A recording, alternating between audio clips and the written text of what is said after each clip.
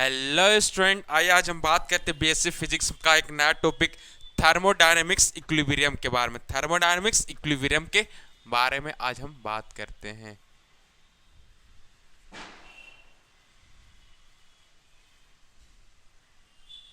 Thermodynamics equilibrium के बारे में बात करते हैं। ठीक है, ठीक है। थर्मोडायनेमिक इक्विलिब्रियम बीएससी फिजिक्स का टॉपिक है। ठीक है, उससे पहले आप समझिए मैकेनिकल इक्विलिब्रियम क्या होता है। आपको क्या समझना होगा सबसे पहले कि मैकेनिकल इक्विलिब्रियम होता क्या है, तभी आप समझ पाएंगे थर्मोडायनेमिक इक्विलिब्रियम होता क्या है। ठीक है, सपोज कीजिए एक पिस्टन है। ठीक है, अगर यहाँ इस सिलेंडर में कोई भी अनबैलेंस्ड फोर्स नहीं है, ठीक है, तो हम कहेंगे क्या मैकेनिकल इक्विलिब्रियम में, मतलब कोई भी पिस्टन में कोई भी अनबैलेंस्ड फोर्स नहीं है, तो हम क्या बोलेंगे, ये मैकेनिकल इक्विलिब्रियम में। साथ ही साथ किसी तरह का कोई प्रेशर नहीं रहना चाहिए, साथ ही साथ किसी तक स्ट्रेस नहीं रहना चाहिए। ठीक है, और अनबैलेंस्ड फोर्स भी नहीं रहना चाहिए, तब हम क्या बोलेंगे, ये मैकेनिकल इक्विलिब्रियम है। स्टूडेंट क्या चीज में, मैकेनिकल इक्विलिब्रियम में है। ठीक है स्टूडेंट, मतलब जो ये सिस्टम है किसी भी तरह का प्रेशर को एक्सपीरियंस नहीं कर रहा होगा। ठीक है, कोई भी स्ट्रेस एक्सपीरियंस नहीं कर रहा होगा, और साथ ही साथ बैलेंस फोर्स सिस्टम और सराउंडिंग के बीच में क्या रहना चाहिए, जीरो रहना चाहिए। सिस्टम और सराउंडिंग के बीच में जो भी बैलेंस्ड फोर्स होगा स्टूडेंट, वह जीरो रहना चाहिए। और सिस्टम किसी भी तरह का प्रेशर एक्सपीरियंस नहीं कर रहा होगा, स्ट्रेस भी एक्सपीरियंस नहीं कर रहा होगा, तब हम बोलेंगे ये मैकेनिकल इक्विलिब्रियम में। अब हम दूसरा देखते हैं स्टूडेंट, दूसरा में क्या है, thermal equilibrium. Student thermal equilibrium, तो इसमें क्या होगा स्टूडेंट कि तो एक सिस्टम होगा वन नाम दिए हुए, दूसरा भी एक सिस्टम होगा। ठीक है, तो हम क्या देखेंगे इसका, जब ये सिस्टम है वन और टू, तो हम क्या ऑब्जर्व कर रहे हैं कि इसका प्रेशर और वॉल्यूम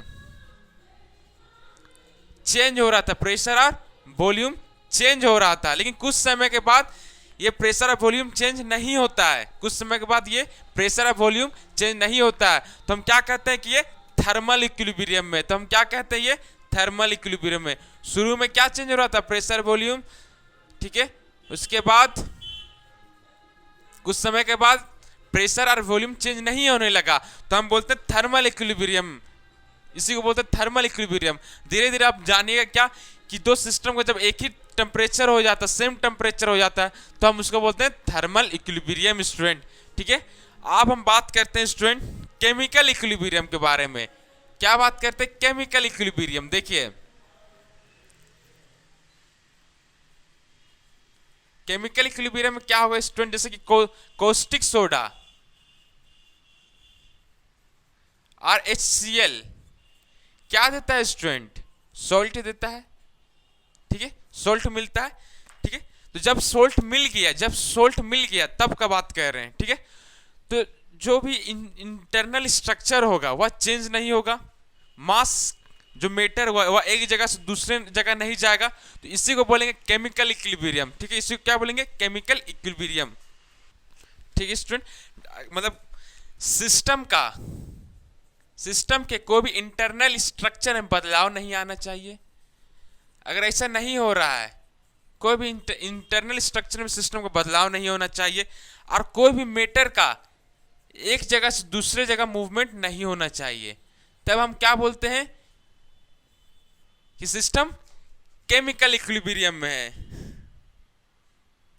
ठीक है, तब बोलेंगे कि केमिकल इक्विलिब्रियम। ठीक है, सिस्टम केमिकल इक्विलिब्रियम में। ठीक है, इंटरनल स्ट्रक्चर सिस्टम का नहीं बदलना चाहिए, कोई भी मैटर का मूवमेंट नहीं होना चाहिए, तो हम बोलते हैं कि ये केमिकल इक्विलिब्रियम में। ठीक है,